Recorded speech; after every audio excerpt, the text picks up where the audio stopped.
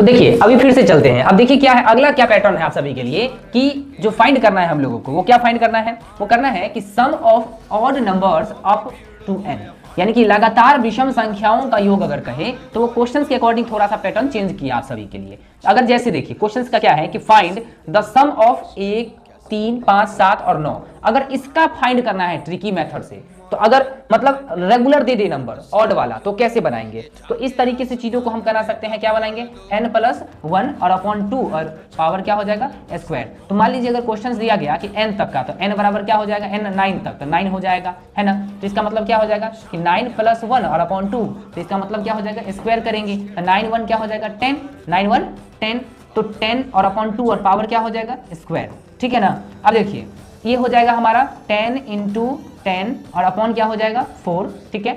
अब देखिए 2 2 = 4, 2 5 = 10, है ना, 2 5 = 10, यानी कि 5 × 5 यानी कि 25। ये देखिए तो हमारा आंसर क्या निकला 25। तो इस तरीके से जो है हम क्या कर सकते हैं कि 1 से 9 तक का चीजों को हम निकाल लिए ना आसान तरीके से। तो इसमें क्या है, ट्रिक क्या ध्यान रखना है कि n में जो अगर 1 जोड़ने से अगर 2 से भाग और फिर वर्ग करें तो वहां पे उसका वैल्यू निकल सकता है। क्या है कि ट्रिक क्या है, समझ लीजिए कि n अगर संख्या है, मान लीजिए 9 है हमारा, ठीक है, उसमें 1 को जोड़ दीजिए, क्या कर दीजिए 1 को जोड़ दिए और 2 से उसको भाग कर दीजिए, मतलब कि 2 से उसको क्या कर दीजिए भाग कर दीजिए, 2 से भाग कर दिए। जैसे मान लीजिए आप लोग को ट्रिक हम समझा दे रहे हैं, तो मान लीजिए 2 से भाग कर दिए तो क्या कर दिए 9 1 10 और 10 अपॉन क्या हो गया 2, तो 10 अपॉन 2 और उसको क्या है फिर से उसका वर्ग कर दीजिए, तो कट गया 5, तो 5 का वर्ग करेंगे कितना हो जाएगा 25। नहीं समझ आया, चलिए देखिए एक और बताते हैं, ट्रिक बता रहे हैं, ठीक है। देखिए हम आपको समझाने के लिए ही आपको समझाते हैं। देखिए चेंज कर रहे हैं, अगर आपको बोला लगातार रेगुलर, तो जैसे 9 अगर बोलेगा तो जो संख्या जितना तक बोलेगा तो 9